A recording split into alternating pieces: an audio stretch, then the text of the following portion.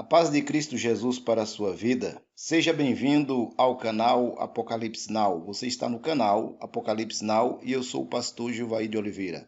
Nós estamos trabalhando a série Como a Bíblia chegou até os nossos dias. Estamos trabalhando a canonização do Novo Testamento. Veja antes de assistir esse vídeo os outros vídeos que estão mencionados no canal que abordam este conteúdo, a canonização da Bíblia e a canonização do Novo Testamento. Se você não for inscrito, se inscreva no canal, nos ajudando a levar a palavra de Deus a outras pessoas.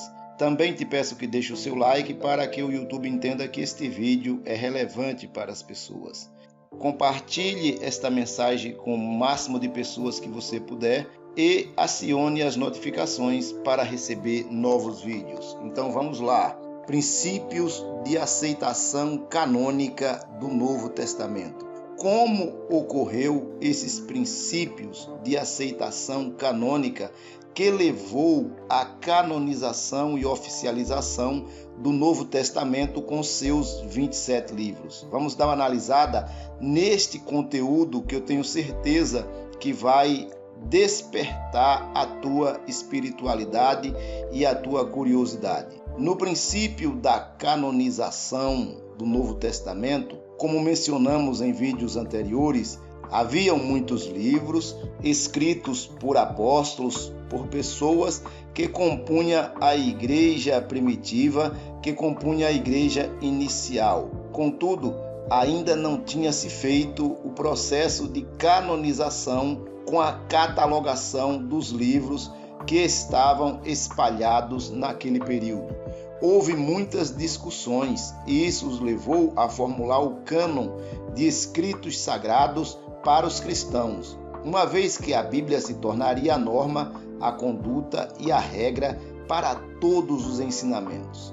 Em geral, para que os livros fossem aceitos como canônicos, baseou-se em 4 princípios gerais: apostolicidade, conteúdo doutrinário, universalidade e inspiração. Vejamos cada um desses princípios que levou à canonização do Novo Testamento.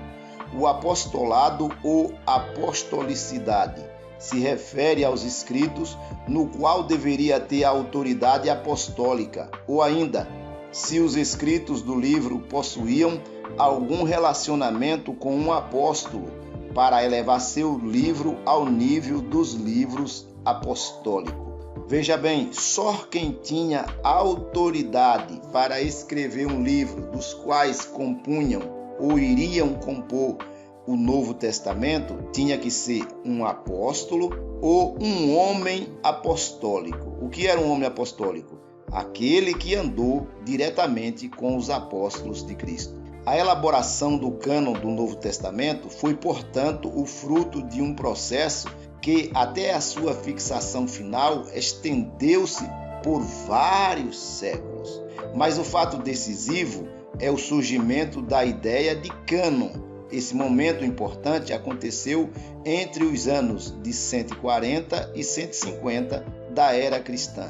Na época, a igreja reconheceu que ela sozinha não podia mais controlar as tradições que pululavam e então submeteu toda a tradição a uma norma superior, a tradição apostólica. Então veja bem, não foi simplesmente observar os escritos, mas submeter esses livros que deveriam ser considerados canônicos à tradição apostólica, que exposta em certos escritos teria valor canônico. Veja bem, tradição apostólica passou a ter valor canônico no processo de canonização do Novo Testamento. Ao meu ver, isto é um absurdo. Eis porque o caráter apostólico, atribuído com ou sem razão a um escrito, não deixou de influir sobre a escolha que foi feita. Quem está realizando esse pensamento e esta ideia não são os apóstolos de Cristo, mas os chamados pais da igreja que estão levando esse processo avante. Em certos casos, para fazer entrar no cânon um livro que não tinha como autor um apóstolo, foi preciso estabelecer posteriormente uma relação entre o escrito e algum apóstolo. Como mencionamos, ele teria que ser um homem apostólico, como no caso do Dr. Lucas. Pode-se dizer que o conceito de cânon resultou diretamente daquele de apóstolo. O apóstolo tem na igreja uma função única que não se repete, mas ele é testemunha ocular, ou seja, foi alguém que andou diretamente com Cristo Jesus. Por conseguinte, acreditava-se que somente os escritos que tinham como autor um apóstolo ou discípulo de apóstolo poderia garantir a pureza do testemunho cristão. Veja aí como que foi montado esse processo para levar à canonização do Novo Testamento. Em relação ao conteúdo doutrinário, podemos verificar que na Bíblia Sagrada teria que ter a natureza espiritual de tal maneira que lhe desse o direito a essa categoria. Esse teste eliminou muitos livros apócrifos ou pseudos apócrifos. No que diz respeito à universalidade, o livro teria que ser recebido universalmente por todas as igrejas existentes em todos os lugares que a igreja já tinha chegado. Então, este livro que haveria de ser canonizado, ele não poderia servir simplesmente para os crentes da Judéia. Ele teria que servir para todas as pessoas que compunham a igreja onde a igreja tinha chegado. O outro princípio é a inspiração. Esse critério mostrou a evidência do livro de ter sido inspirado divinamente por Deus. Foi o teste final e tudo teve que cair diante dele. Aprofundando os questionamentos. Vamos dar aqui uma aprofundada nesses questionamentos que levou à canonização do Novo Testamento. Você está preparado? Então deixe os seus comentários aí, como você está compreendendo este conteúdo, como você está entendendo esse processo que levou à canonização do Novo Testamento. Vamos dar uma aprofundada. Que pílula você vai tomar? A pílula vermelha ou a pílula azul? Você está preparado para entender este conteúdo? Vamos dar um passo à frente. Desde o segundo século, emprega-se o termo cânon à confissão da fé cristã e como essência das doutrinas de fé são reconhecidas pela Igreja. No século IV, Eusébio de Cesareia aplicou o termo exclusivamente para os evangelhos. No caso, os 4 evangelhos. E no Concílio de Nicéia, em 325, relaciona-se o termo ao registro oficial dos clérigos. Ambos têm o sentido de catalogado. Philippe Vielial lembra que mais tarde canônico passou a ser compreendido como divino, sagrado, inerrante, quanto ao que diz respeito aos livros aceitos e catalogados. Em suma, os livros catalogados e canonizados ficaram como sendo sagrados e os outros livros não aceitos, apócrifos. O problema não é o livro ser ou não ser sagrado, mas o que Philippe Vielial mencionou, o conceito de canônico, e não o livro, mas o conceito de canônico que foi estabelecido pelos pais da igreja. Ficou com o sentido de divino, de sagrado, de inerrante. O período decisivo para a formação literária do Novo Testamento foi, portanto, em meados do segundo século. No final desse século, os conteúdos encontravam-se catalogados e fixados. Esses livros foram. Então veja, no final do segundo século, ainda não tínhamos o Novo Testamento canonizado. Contudo, os livros existentes, e eram muitos, já tinham sido catalogados e fixados. Isto ocorreu devido à pressão de Marcion, como mencionamos num vídeo anterior. Vejamos então os livros que foram catalogados e que estavam fixados sob o poder dos pais da igreja. 4 evangelhos, anote aí, 13 cartas de Paulo, Atos dos Apóstolos, a primeira epístola do apóstolo João e a primeira epístola do apóstolo Pedro. Então, nós temos 4 evangelhos com 13 cartas de Paulo, 17, com o livro de Atos, 18, com a primeira epístola de João, 19, e com a primeira epístola de Pedro, 20. Nós tínhamos, então, 20 livros catalogados e fixados. Ainda não temos a canonização do Novo Testamento, mas continue assistindo este vídeo.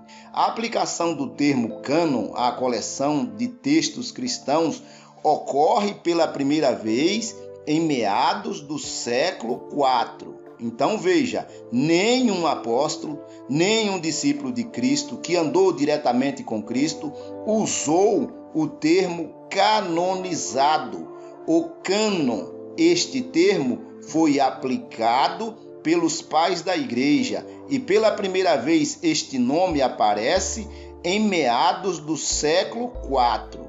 Em relação a isso, o termo cânon não tem nada a ver com o surgimento da literatura neotestamentária. O que isso quer dizer? Isso quer dizer que quem estava escrevendo os livros que iriam compor o Novo Testamento, primeiro, ele não tinha em mente que estava escrevendo um livro que ia compor testamento algum. Segundo, este termo cânon ou canonizado não tinha em mente em nenhum dos apóstolos de Cristo. Esta é a verdade nua e crua. Doa a quem doer, esta é a realidade. Os livros que comporiam o Novo Testamento já existiam antes do processo de canonização. Tanto os livros que foram canonizados, como os demais livros que foram considerados apócrifos e não foram aceitos pela igreja vigente. É razoável dizer que a primeira iniciativa catalográfica foi realizada pelo teólogo radical Marcion. Ele confere sentido literário ao termo evangelho, tantas vezes mencionado pelo apóstolo Paulo. Marcion, contudo, é rejeitado como herético pela Igreja de Roma no ano 144. Quais foram os motivos de rejeitar a teologia de Marcion e aceitar a teologia dos pais da igreja? Vamos entender este conteúdo. Primeiro, incompatibilizar Jesus de Nazaré e o Deus do Primeiro Testamento, no caso, o Deus do Antigo Testamento. Para Marcion, Jesus de Nazaré estava desvencilhado do Deus do Antigo Testamento, não estava junto com ele. Segundo, fazer a distinção de Paulo como o único apóstolo a compreender a nova aliança, daí a exclusividade de suas cartas usada por Marcion e do Evangelho de Lucas como o único evangelho.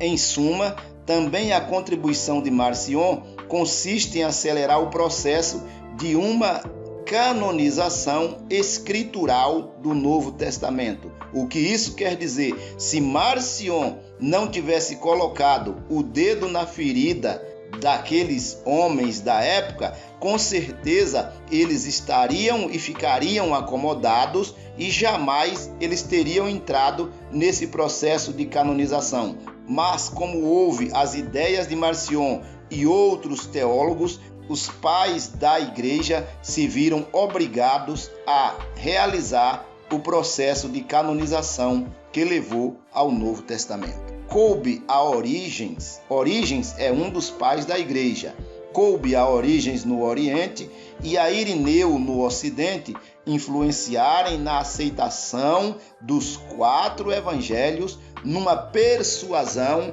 sobre a vontade de Deus em favor dos característicos evangelhos para a igreja. Então, nós estamos vendo o processo sendo montado.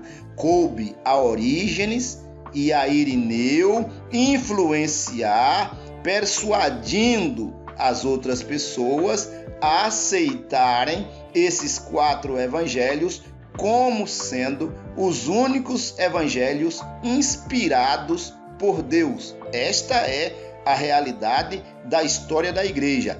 Doa quem doer. Eu não estou aqui para agradar gregos e troianos, mas para falar a realidade do processo que levou à canonização do Novo Testamento. Perspectivamente, a oposição entre Antigo e Novo Testamento ocorreu em anunciações de Tertuliano e Orígenes. Expressamente, ocorreu no Concílio de Laodiceia no ano 363 d.C. Estava desta forma condenando definitivamente o ensino de Marcion como heresia e fazendo-se a junção entre o Antigo Testamento e o Novo Testamento, como do Deus do Antigo Testamento e do Deus do Novo Testamento, como sendo pai e filho. Veja, quem é que está fazendo isso?